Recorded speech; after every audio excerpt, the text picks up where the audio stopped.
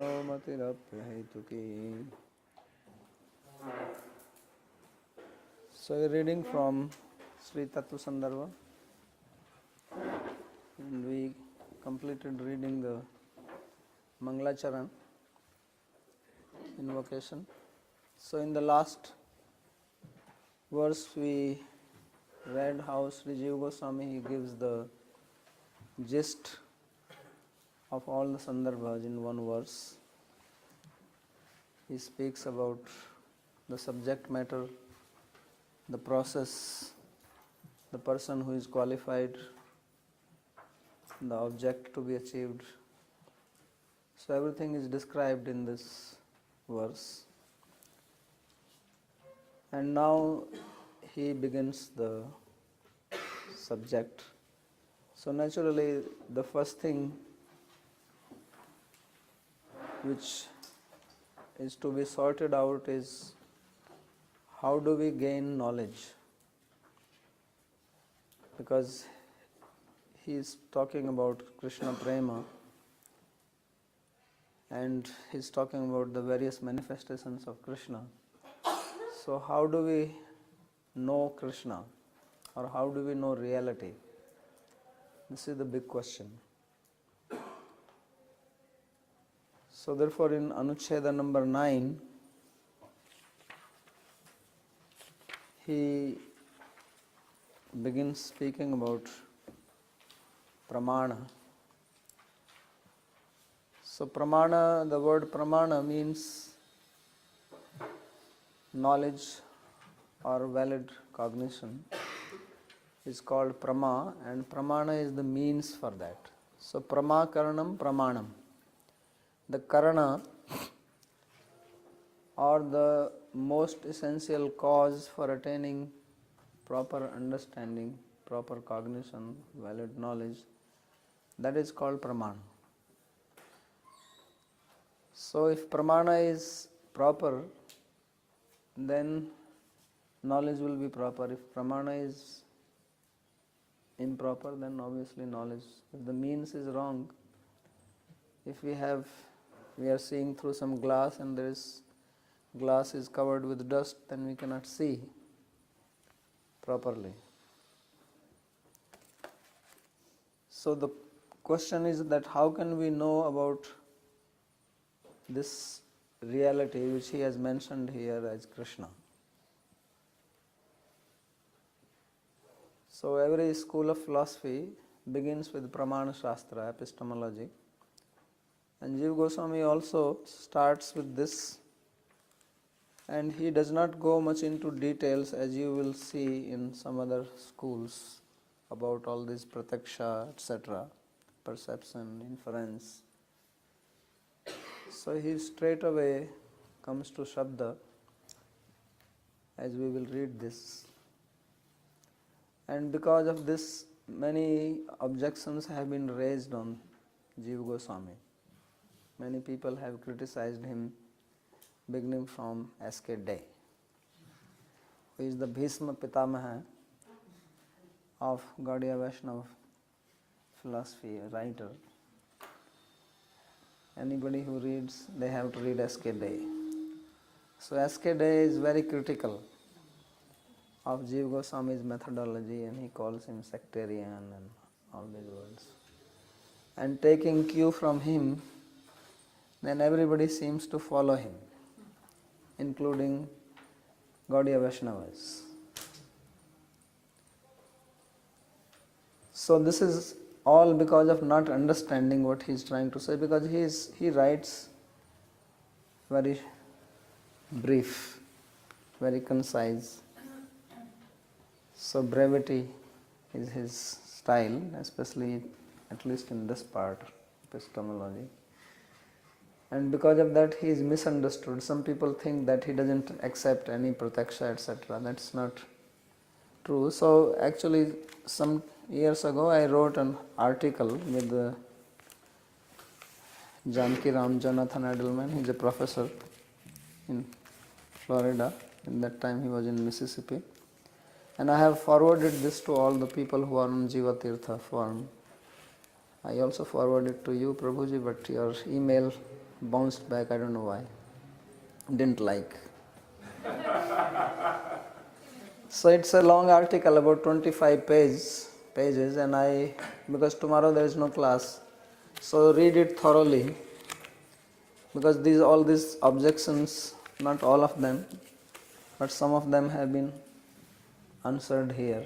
And what Jīva Gosvāmī is trying to do, that has been discussed here, especially on the basis of Sarva Samvadini, because he elaborates on this more in Sarva Samvadini and not in Tattva Sandarbha. So it is important to know what he is actually trying to get at and what is his meaning when he says that he accepts Shabda as the pramāṇa.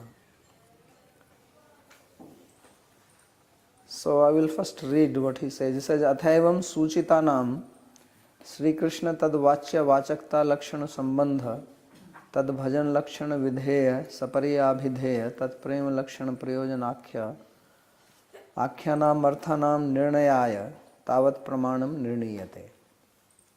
So tavat pramanam nirniyate, that first we ascertain what is the pramāṇa. So 4 topics were suggested in the verse, the previous verse, which we did, number 8. So Sri Krishna is the subject, he is the Vishaya of the book, and the book's relation was Sambandha. So Sri Krishna tad vachya vachakta lakshana sambandha.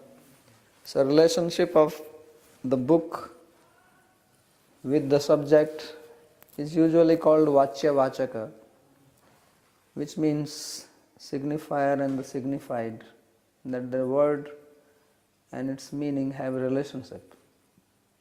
If we say the word cup, then the word cup makes you think of the object cup. So why do you think of the object when you hear the sound cup, C-U-P?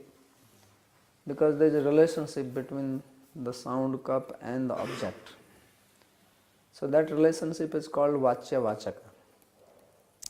And this is very important to understand here, because this relationship of vachya vachaka in the ordinary language is something which is agreed upon by people. Whenever the language came into existence, then you agree that we are going to call this as a marker. Right? So everybody accepts this is a marker, or this will call iPhone. So everybody accepts that iPhone, cell phone, mobile, some words. So this is called Shakti, that there is some Shakti in the word. In Nyaya this is called Shaktivad. So here there is a little difference, and that difference is important to understand.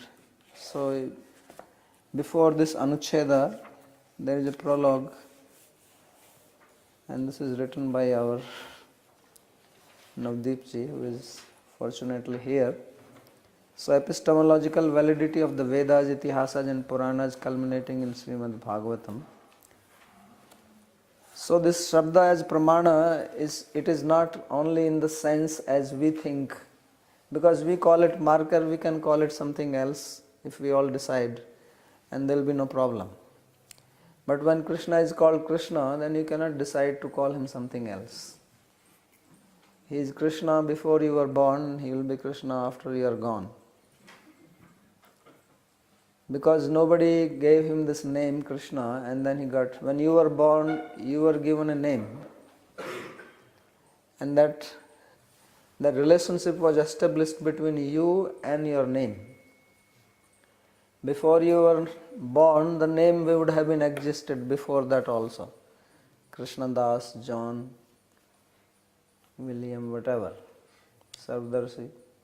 So the name was already there, but when you were born, that name was then attached to you. And then whenever somebody comes and sees you as a baby, they ask, what is his name? Oh, his name is Sardarsi. So then you are establishing a relationship between you and your name. It was not pre-existing. So this is Vachya Vachak Sambandha. This is the relationship between signifier and the signified. So here we are establishing that relationship. The word Sarvdarshi or word William may have some other meaning, but now we have established with this to this specific person. Or similarly, some new object we create, we establish a relationship. But in case of the absolute reality, who is going to establish that relationship? Because he predates everybody. Hameva ashameva agre nanyat sadasat param. Right? I existed before everything. So nobody can establish the relationship between him and his name. So it is he who actually revealed it. So that's why it is called Swayam Prakash. So God's name is Swayam Prakasha. It is self-effulgent and it is Swayam Siddha. It is existing eternally. It is not created by somebody. So there also the relationship is there between the word and the object. But it is not the way we know the relationship here in the material world. This is a big difference. And if we understand this difference, then we will understand what Jīva Gosvāmī is doing, otherwise we will misunderstand him. So first he is informing us. He says, Athaivam suchitanam Sri Krishna tad vachya vachakta lakshana sambandha tad bhajan lakshana vidheya saparya abhidheya tad prem lakshana prayojana. So this prayojana, abhidheya and sambandha, these things were already mentioned in the verse number 8. But how do we understand these things? So he says that we have to find a pramāṇa for that. So this pramāṇa is what is called Shabda Pramāṇa, because these things, as he says, that tatra purushasya brahmadi dosa chatushtaya dushtatvat sutaram alaukik achintya swabhav vastu sparsh ayogyatvacha tat pratakshadini api sadoshani. So he says that he is not talking about prataksha, anuman, etc. at all. He is not defining them here. He assumes that we already know what is prataksha, what is anumana, right? That's why it's important to study nyaya. Because nyaya is the pramāṇa shastra. And in nyaya there is deliberation on these things. So he expects us to know this. So he says that this pramāṇa, anumana, upamana, shabda, etc. and then some others accept more pramāṇas, anupalabdhi, etc. So he says that they are sadosha. Not, of course, he does not include the shabda in it. He says these are defective or imperfect. With that you cannot attain alaukik achintya swabhav vastu, that object which is alaukika. Alaukika means that it is beyond the purview of our senses. So if something is beyond the purview of my senses, my regular senses, then I cannot know this by any of these pramāṇas. Because whether it is anuman or upaman or anything else, it all depends on prataksha. Without prataksha, nothing works. And if prataksha cannot reach it, then I cannot know this. So how do I know? So he says that sparsha, vastu sparsha ayogyatvat, that this prataksha, etc., they are not qualified, they are not capable of reaching. Because prataksha means that your sense has to come in contact with the sense object. Aksha means sense, and prati means going to that. It has to touch that object. If you see something, then your eye and the light has to come in contact with that object and fall on your retina. Then you can know this. But if that object is untouchable, then how do I know this? So therefore he discredits them. And this is what sometimes people think, that he is not accepting this, is not. He is talking this only about the alaukik achintya swabhav vastu. It's not that he is not accepting pratyaksha or he is not accepting anumana. He accepts that. But in case of this reality which is trans-empirical, that reality cannot be approached by the normal pramāṇas. So therefore he says that in this regard, perception, inference and other such methods are deficient because human beings are prone to 4 defects. So this Brahm Pramad Vipralipsa Karna Patava. So our senses have limitations and he is Adhokshaja. Adhokshaja means who is beyond the Akshaja. Aksha is senses and Akshaja is the sense perception. And Adhokshaja means who is above that. The sense perception remains below that. So how to know this? So this is the difficulty. This is the big problem when it comes to understanding reality. If you limit yourself to only your sense perception like Charvakas or modern science, then you cannot know this alaukika chinta svabhavastu. And if you find something else, then they say, well, this is your dogma. This is sectarian because you are talking about some book. So how to solve this problem? That's what he talks about that. So that has to be understood. So Jīva Gosvāmī, he says that can be known only through Shabda, as we will go further down. So you can read the commentary on this. I am not going to talk about it.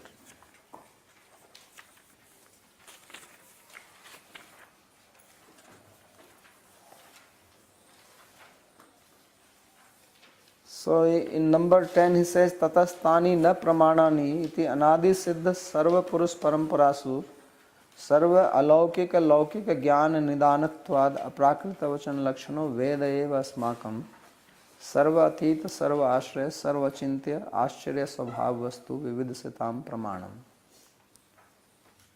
Can I ask a question about number 9 before moving on? Yes. So the third defect is misrepresentational bias that's subscribed to an ordinary person. So we can presume this to be someone that's not in a samadhi state. My question is, it would seem that this bias may also refer to someone that's in a samadhi state for 2 reasons. One still is embodied and therefore has a mind-body apparatus which is filtering this information. But 2, and perhaps more importantly, is the fact that as we later learn, one is still only seeing an aspect of that reality, even though it's unmediated. And now there's a difference between who's delimiting that. It's coming from Paramatma as opposed to the person's mind, but it's still delimited. So I'm wondering if we can, how to explain that. Maybe it's a different category, but it seems to be some sort of misrepresentational bias. No, that is not misrepresentation. First of all, to answer your first part of question, that he is living in mind-body complex and therefore he is going to filter. When we are talking about this sarva alaukik achintya vastu, the process there is not filtering through the mind-body complex. That is the whole idea. The perception which this person will have in the state of samadhi, that is not coming through this filter. So there is no such bias or limitation. You understand? Yes. So in the Yoga Sutra also, therefore they say Tatra Ritambhra Pragya. So Ritambhra Pragya means the truth revealing awareness. So this is the whole difference between modern science or modern understanding of epistemology and the Vedic system, that they propose that although in our normal state of life we perceive things through our apparatus which is available to us, but this you can transcend that. And of course Yoga Sutra is speaking only about truth revealing pragya which you get by your own practice, but what Jīva Gosvāmī is saying that beyond that there is something else which is not actually dependent on you at all.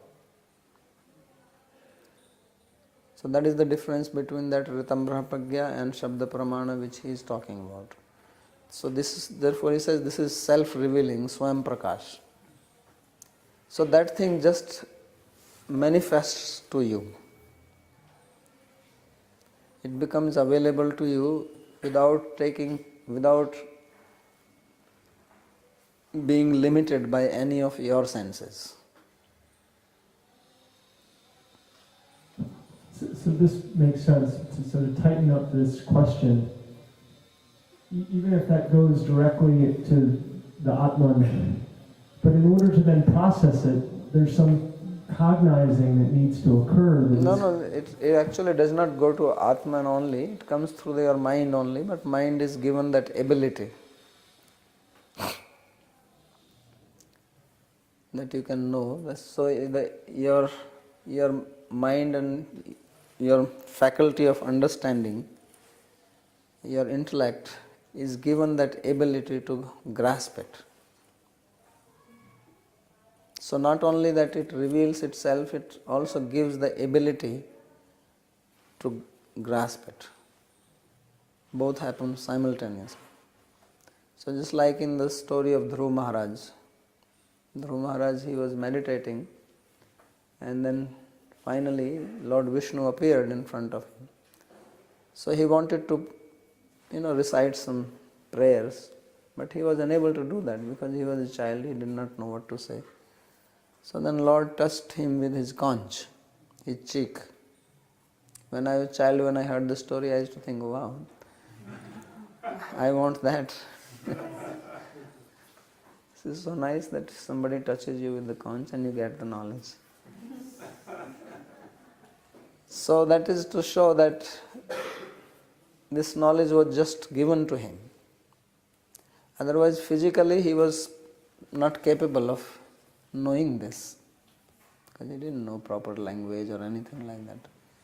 So he was also given the ability to understand, besides the knowledge, but also how to digest it, how to assimilate it. That power was also given to him by the same source. So that is the difference. Now the thing comes that after that happens, then you have to express it to people in language.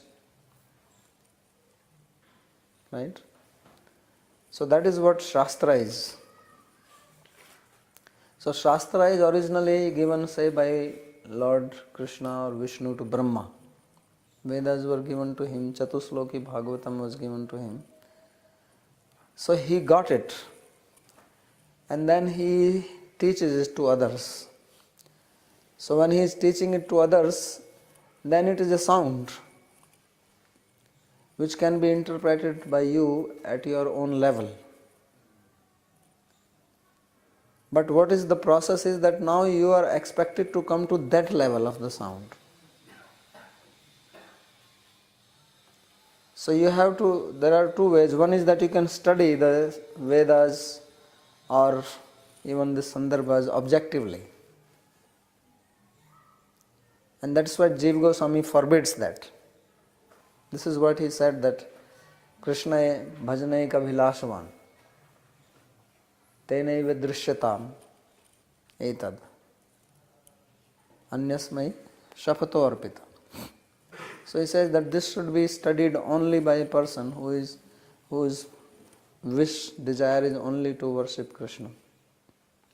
Which means not doing an objective study. Because if you do objective study, you can know things, you can acquire knowledge, but that's not the purpose of this book. It is not a book of science or book of quantum mechanics or anything like that. So you have to actually become one with it. So then when you become one with it, then this will reveal to you the same thing which was revealed earlier. And that is the meaning of parampara. So parampara is not just hearing the knowledge, but also having an experience of that. So that's why it is said that yasya deve para bhakti yatha deve tatha guru tasyete katita hi artha prakashante mahatmana. So this word prakasha, illumination, revelation, is important. That when you have devotion to the Guru, to the teacher, as you have to God, which means that you have oneness of the heart. So then these things, kathita hi artha, means these meanings which have been spoken, which you have also heard from the teacher, then they become revealed to you. So that is jnana and vijnana. So that's what Krishna says, jnana vijnana sahitam vakshyami hit kameya. That I am going to speak to you jnana and vijnana. So how can he speak about vijnana? Because Arjuna was sakha, bhakta. He was his devotee and friend. Means he was actually aligned with Krishna. That's why he says that nashto moha smritir labdha tvan prasadat mayachyuta. He says that now my moha is gone by your prasad, by your grace. He is not saying by my own capacity of hearing and understanding. He says tvat prasadat. By your grace, now my delusion is dispelled. So this is the process. So this is the same process. Vyāsa, he heard also Bhagavatam from Narada, but then he sits down in meditation. Bhakti yogena manasi samyak pranihita male apashyat purusham purnam mayam cha tadapashrayam. So he heard it and then he realized it by sitting down in bhakti yoga samadhi. When samyak pranihite amale, then he is fully aligned, purity. So then manasi, in the mind it was all revealed to him. Bhakti yogena manasi, in the mind. So that mind was pure mind. So purity means not having this idea of separateness, this prithak bhav, this removing this, because the basic disease is that we think we are different from God. Different means independent. This is the disease. So when I think I am independent of God, then I don't understand Him. Because you cannot understand anything by being different. You see, if you want to measure temperature, so how do you measure temperature? If you have a cup of water, warm, and you want to know what is the temperature of this water, you put thermometer inside it, right? So what is happening is that thermometer is actually becoming one with water. One with water means at the heat level. At the heat level, there is oneness of the thermometer with the water, and then you know that this is the temperature. If you keep the thermometer outside, then you cannot know the temperature of the water. So as long as there is a prithak bhav, means separate existence. Bhava also means awareness, consciousness, existence also. So as long as there is a separate existence, you cannot know this. To know anything, you have to become one with that. That's why Krishna says, Bhaktya mam abhijanati yavan yaschasmi tattvata. That I am known only by bhakti. Why? And this is not attacking yoga or jnana or any other path. This is the process. Because it is only bhakti that you have one heart. When you love somebody, then that person reveals everything to you. without any inhibition. If there is a true love, if there is an unconditional love between two people, then they don't hide anything.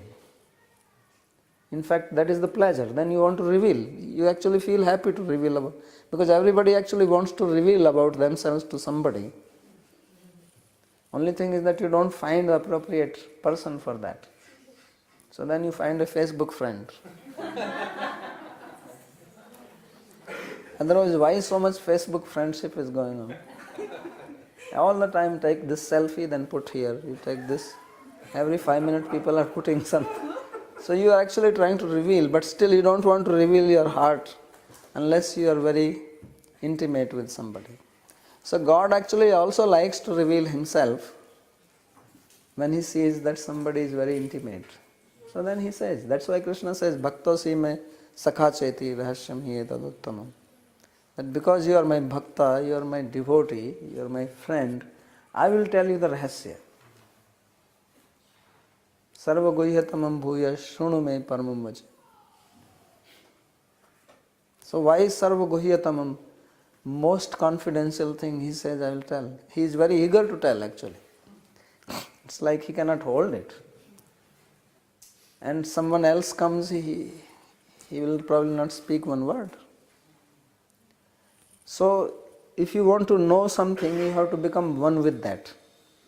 If you want to taste something, why is that only tongue can taste and not the ear? Because taste is the quality of water and tongue is made from water element. Right? The sense of taste is made from water element which has the characteristic. So why only ear can hear? Because ear is made of Akash Tattva. Then somebody asked a question in Nyaya that why is that in case of Akasha it is the direct guna and in other case you have to go through something else. If you want to taste something you have to come in contact with that object and then the quality. So there is a relationship of Sanyukta Samvaya. In case of sound it is direct Samvaya Sambandha. So the reason for that is that Akasha is unlimited. It cannot be bifurcated. So the sense and the tattva, they are one. In case of water, air, fire, earth, they can be limited. So you can have a sense made one part of earth and then there is the earth which can be the subject or object of your sense perception. So sense can be separate and then the object is separate, then you have to go through the object. So the relationship becomes two-step relationship. In case of sound, you don't have two steps. That is the beauty of sound, Shabda. So anyway, the point was that to have an understanding of this, you have to align with it in your consciousness. You cannot maintain separate existence and then understand it. You can have, of course, some understanding. It is not that you don't. Just like if you keep your thermometer close to the cup, it can also tell you some temperature, but not the exact one.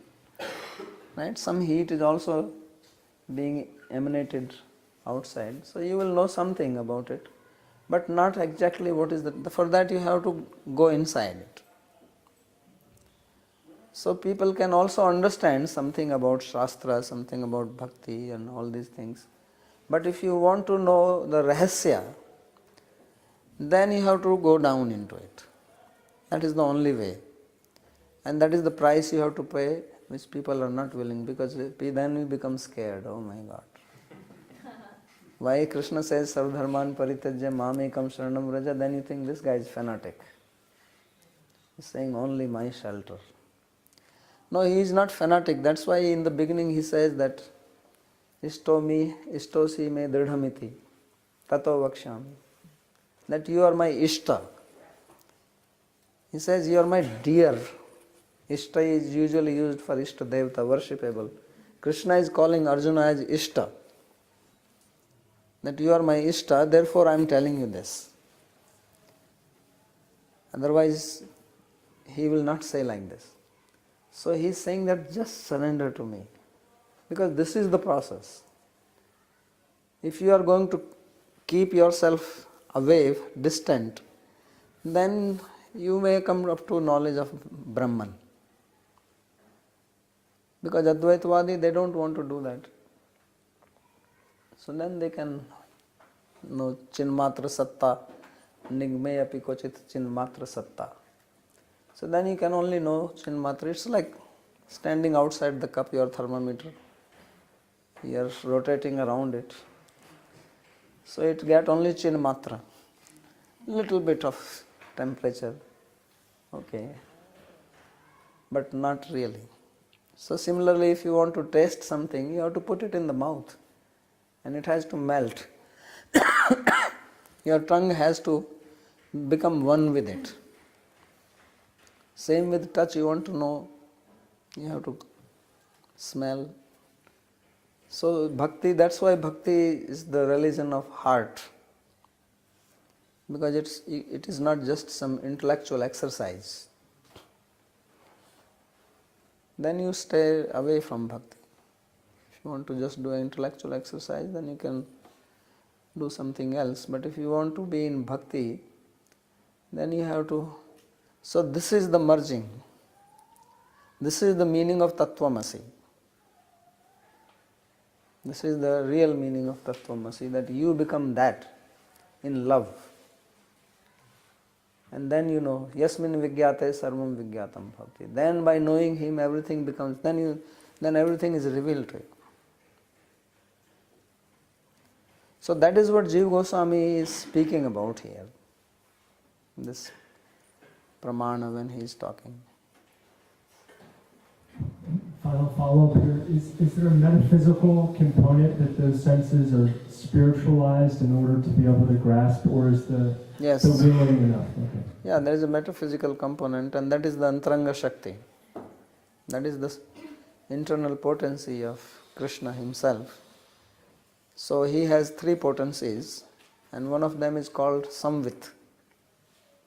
So that Samvit potency has this function that it makes Krishna know things, because Krishna also has knowledge. So how does he know? He knows it through his Samvit potency. And it is through Samvit potency that he makes others know. So that is the metaphysical thing, that Samvit potency. So that Samvit potency reveals, it gives the power. Just like in the material world, we know things through sattva. When we understand things in the material world properly, that is because of sattva guna. But sattva guna cannot reveal Vishuddha sattva. So sattvam vishuddham vasudeva sabditam. So that Vishuddha sattva is Vasudeva, and it is in that Vishuddha sattva that iyate pumāna pavrita. That it is in that Vishuddha sattva that Puman, the Supreme Person, he becomes apavrita, means uncovered, revealed. So that's why Krishna takes birth from Vasudeva. Vasudeva.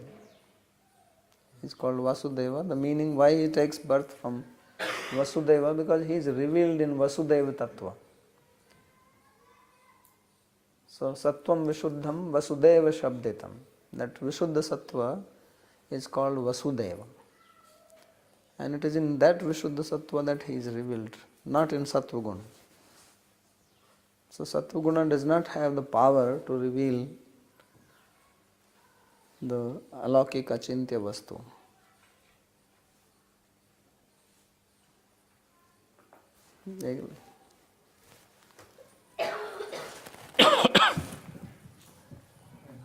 Three questions, Babaji, if I could, if not. So you're mentioning that really beautifully that our root problem is that pratagabha, that difference. And I was just thinking that it seems like as devotees we fight against, we fight against Advaitavad so much, but it seems like maybe also the almost equally big problem is the other side of the coin. Would that be true? That we also, even though we're fighting against Advaita, we also need to fight against our own sense of difference from Krishna. Is that? Yes. So that's why Jīva Gosvāmī makes this philosophy as Achintya Bheda Bhed. Now you understand? So this word is very important, this Bheda and Abheda. Because if it is only Abheda, there is a problem. And if it is Bheda, there is a problem. And both are not possible, therefore Achintya. He has thought a lot about this to bring this word Achintya. It is not that he is just trying to do away with some problem and call it Achintya. No, there is a meaning behind it. Achintya means that it can be known only through the Shastra. Achintya means that logic cannot stand it. Achintya means that which is known by Anyatha Upapatti, that there is no other way, and therefore you have to accept this only. That is what the word Achintya means. Achintya is not just that inconceivable, but it has a meaning. So Achintya also does not mean that it is incomprehensible. It does not mean that. Achintya means that this same thing which he says, that pratakshadini sadoshani, that these means which we know of, prataksha, etc., they are defective. That is the meaning of Achintya, that by these processes you cannot know this. So what are you going to do? Either you say, okay, I am not interested in beyond that, and that is science. So you keep on struggling, but actually they are also having problem. Or you accept this, but then they say this is dogma. So that's why faith is needed. Otherwise you will just reject it because you think this guy is dogmatic.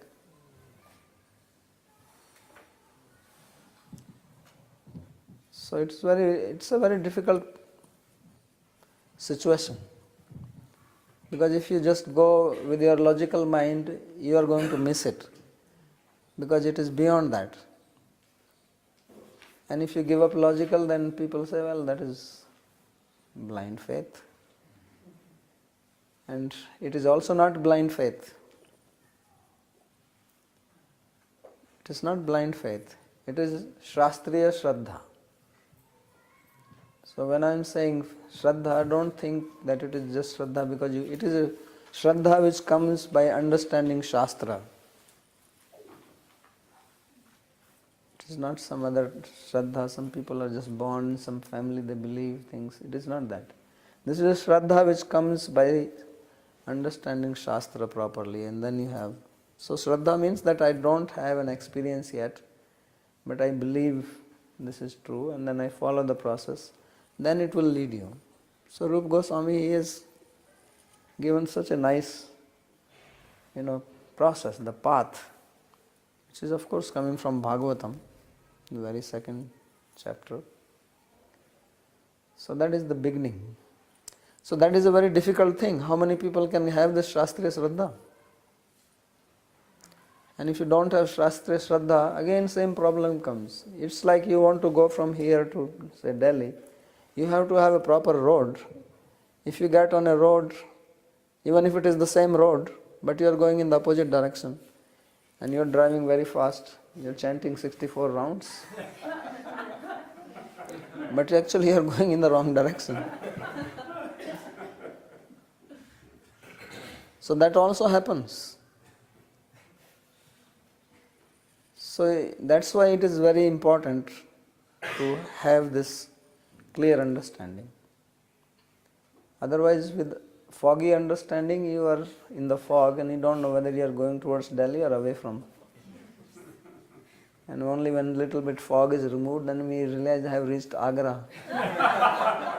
And I said, wow, why Agra came on the way? I was supposed to go that side. So this is happening. Yes. Second question was about referring you in a beautiful point about the Rachaka and the Vacha, and how Krishna's name is not like a normal object. It's not different than... Means it has the inherent potency in it. Yeah. What I am saying is that when you say cup and the object cup, the sound cup does not have an inherent potency in it to lead you to that object. This is an imposed thing. This is this is called conventional potency. But in case of Krishna, that potency is inherent in it. It is not placed by somebody, it is not by convention. So that's why anyone chants and then it has that effect, because the potency is there. So, and I think the point was made too that the Shastra and Bhagavatam is the same. Bhagavatam is same, Sandarbhas are also same. Okay, that's where my question is. Yes. Um, Why is it the same? Because people like Jīva Gosvāmī, so he studies Bhagavatam. So studies Bhagavatam, it means one is he studies the book like we are studying, but then he actually gets it. As Vyāsa got Bhagavatam, as Brahma himself got it, as Sukdev got it from Vyāsa. So then he actually gets the revelation. So then that is the Shabda Pramāṇa. So this Shabda Pramāṇa is actually a prataksha of a Vadushya, what we call as Apta Purusha in Nyaya.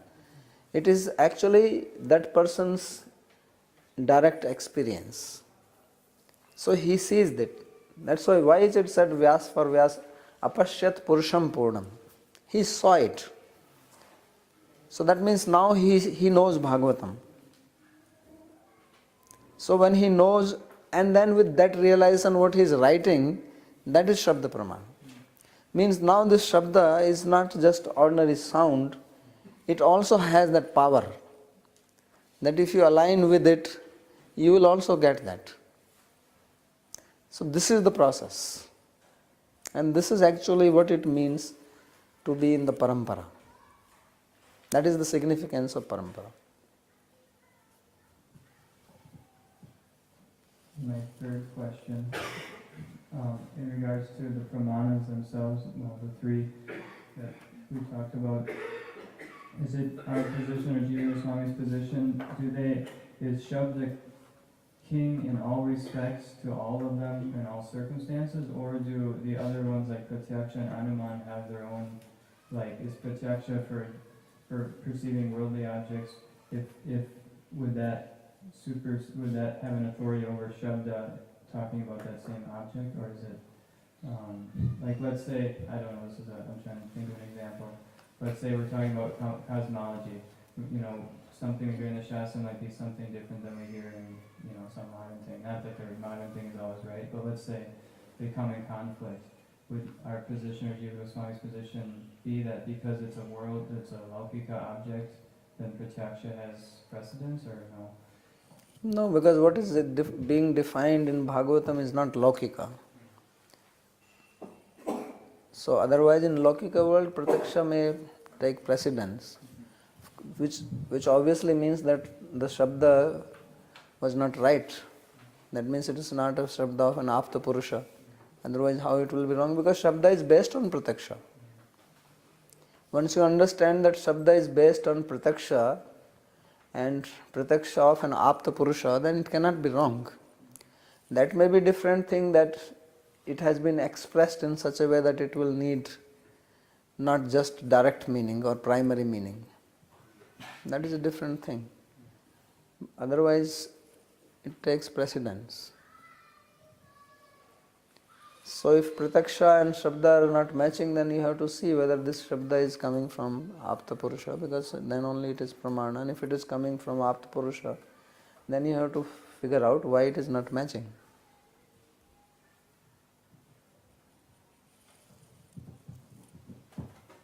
Yes.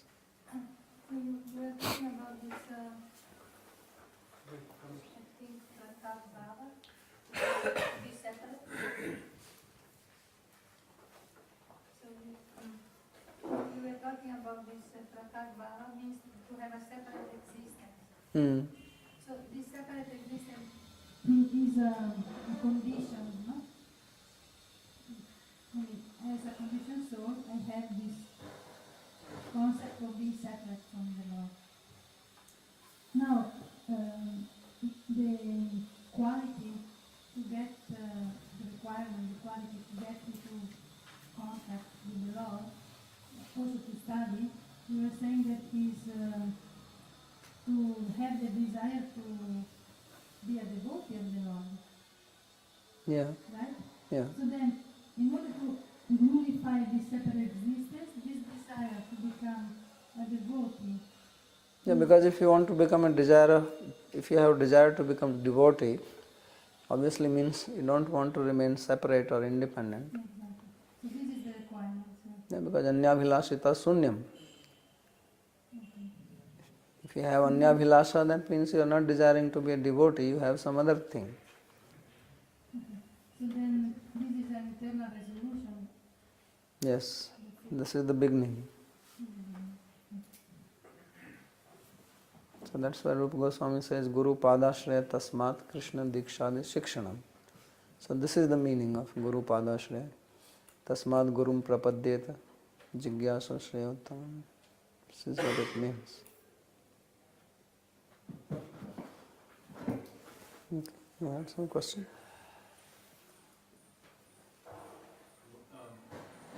I just had two questions. One is, could you just go over that? You made a statement that when we contact sound, it's a one-step process as opposed to other sense objects, which are two steps. And I think you said Akash is sarvavyapaka, but it's still a padartha, which is a quality. So how is that a one-step process as opposed to taste or any of the other senses? That's the first question. And the other question is the Gaudiya Siddhanta that our material senses become transformed? You know, Divyadidamite Chakshush. They actually, in other words, something becomes what it isn't, matter becomes spirit? Or is the Siddhanta that, you know, the iron bar pervaded by fire, whether it remains property on some one level, but is pervaded by whatever, Hladini or Samvit or any of the Shaktis?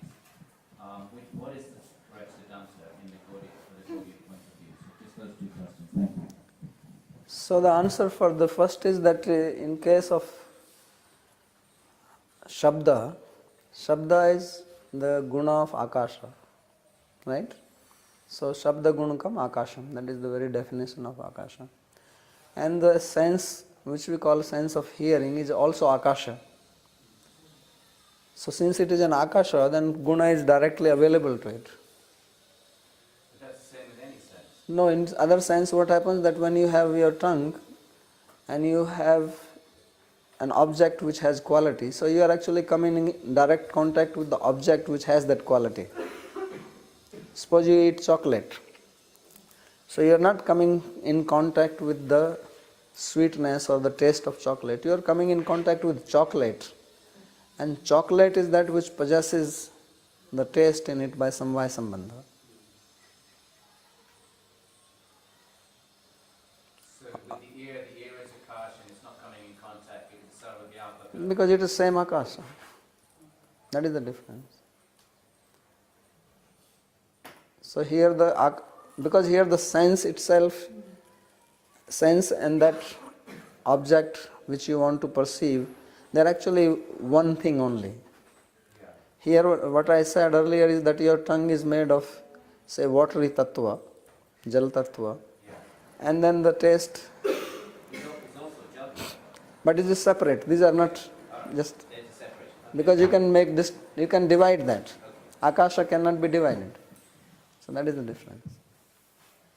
As far as the other question, that is a very interesting question. So, when you come to the real Gaudiya Siddhanta, then it is that they actually get transformed. And at little above level of Gaudiya Siddhanta, they become imbued with the energy.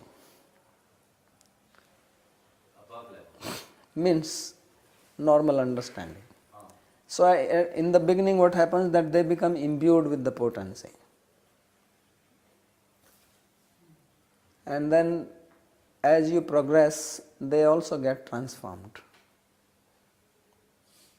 If that's the case, and if you were just to step outside of the Gaudiya box for a minute, don't you think Vallabha's interpretation is coherent, that it was spirit all along, it just was avibhava, avibhuta? Because otherwise we're dealing with we have to face a situation where... There is a problem with that Siddhanta. You see, the problem with that Siddhanta is what he says is that Brahman has Sat Chit and Ananda, right? So when the Ananda part is Tirobhav, unmanifest, that is Jiva. And when Ananda and Chit, these two are unmanifest, that is Prakriti, right? That's what he says. So now by this what happens is that now the Brahman has directly the Prakriti part in it. So that means the deformations which happen in Prakriti are also happening in him. So that's why Jīva Gosvāmī brings this Bheda Bhed thing, an external potency and internal potency. Because this is the thorny issue.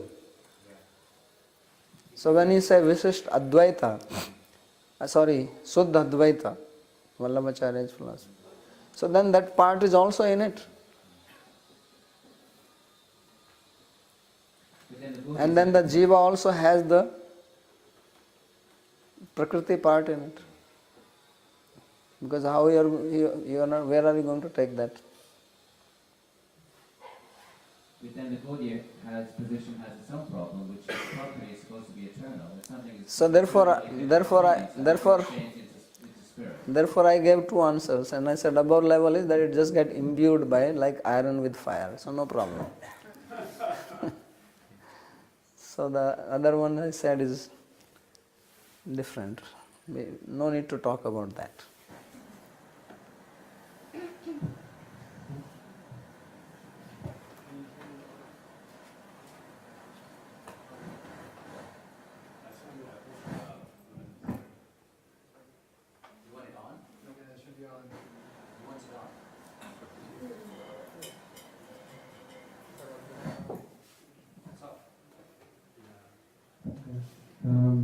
One thing you said that a holy name is different from a cup, because cup doesn't have an internal potency, it's just a convention.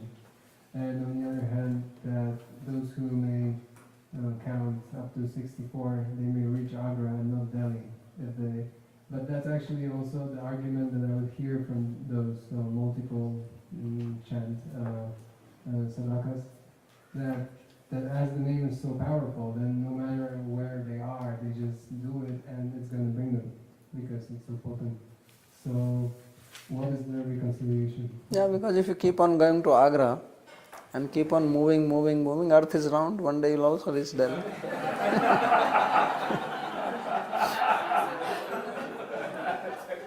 It just take longer time, that's it. So it's up to you whether you want to reach quickly or you want to take the long route.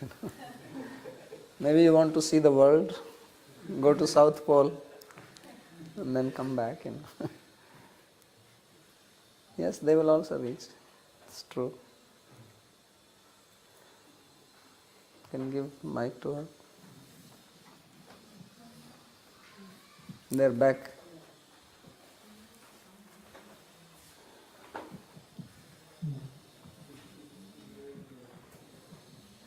I have a question on Shastra Shraddha, which we, like I've seen from a lot of people that they have a lot of Lokika Shraddha. Lokika Shraddha. Most of the people depend on Lokika Shraddha.